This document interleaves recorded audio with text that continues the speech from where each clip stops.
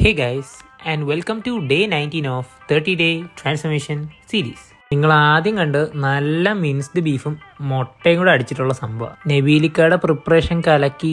ഇനി നമുക്ക് കലക്കണ്ടേ? ഇന്ന് ലെഗ് ഡേ ആണേ. അതുകൊണ്ട് ആദ്യമേ സ്കോട്ടും ഇപ്പൊ വാക്കിംഗ് ലഞ്ചസും അടിച്ച്. എന്റെ മോനെ കാലൊക്കെ നല്ല സെറ്റായി. അത് കഴിഞ്ഞ് ഞാൻ മൊണ്ടി ലെഗ് എക്സ്റ്റൻഷൻ അങ്ങോട്ട് പോയി. അത് പിന്നെ അറിയാലോ, സ്ലോ ആൻഡ് സ്റ്റഡി. പിന്നെ ഞാൻ റിവേഴ്സ് ലെഗുകൾ അടിച്ചു.